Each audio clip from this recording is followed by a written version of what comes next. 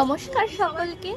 Recently আমি গেছিলাম বড়বাজার এবং সেখানে কিছু শপিং করেছি এবং সেখানেই আপনাদের সামনে আমি কিছু শপিংয়ের অভিজ্ঞতা এবং আপনি বড়বাজারে কোথায় কোথায় যাবেন, কোথায় কি পাওয়া যায় সেগুলো তুলে ধরবো, আর তার সাথে তুলে ধরবো বড়বাজারের কিছুটা ইতিহাস। এই ভিডিওটা একান্তই আমার ভালো লাগা থেকে, এই ভিডিওটা কোনোভাবেই কোনো উপার্জনের পথ নয়, তো ভালো লাগলে ভিডিওটা দেখতে পারেন। বড়বাজার হলো ভারতের পশ্চিমবঙ্গ রাজ্যের কলকাতা জেলার উত্তর মধ্য কলকাতার একটি পার্শ্ববর্তী অঞ্চল।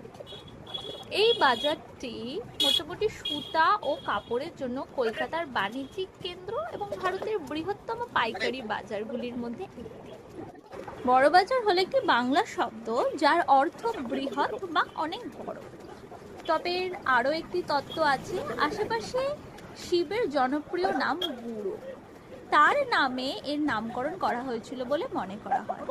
পূর্ববর্তী স্থানীয় বণিকদের ক্ষমতাচ্যুতকারী রাজস্থানী ভাষী বণিকের এটিকে বাংলায় বড় বানিয়েছিল। কলকাতার মানচিত্রে কিন্তু বেশ কিছু বাজার আছে, যেমন বাগবাজার, শ্যামবাজার, লালবাজার, বউবাজার, আমিনি বাজার, জান বাজার, চীনা বাজার, বড় বাজার, চেরিকি বাজার, শোভা বাজার ইত্যাদি। প্রত্যেকটি বাজারেই আছে তার নিজস্বতা, আছে তার এইরকমই স্থান নামে প্রসিদ্ধ কলকাতার বাজারগুলির মধ্যে এখানে বড় বাজার নিয়ে অনেক বিখ্যাত।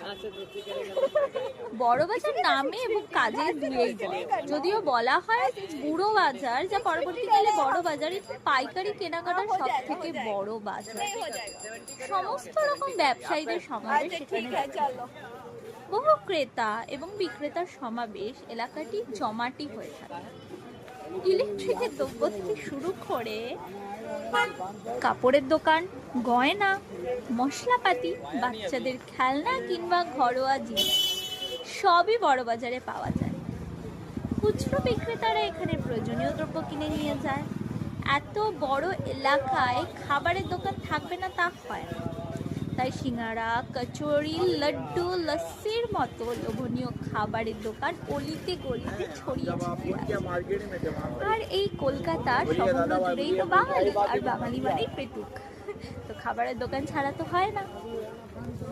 এটি বাঙালি হলেও এই বড়বাজার এরিয়াটা জুড়ে বেশিরভাগই মারোয়াড়ি। ব্রিটিশদের আগমনের আগে এই অঞ্চলের সর্বাধিক শক্তিশালী পরিবারগুলির মধ্যে উল্লেখযোগ্য পরিবার ছিল সেট এবং যারা ছিলেন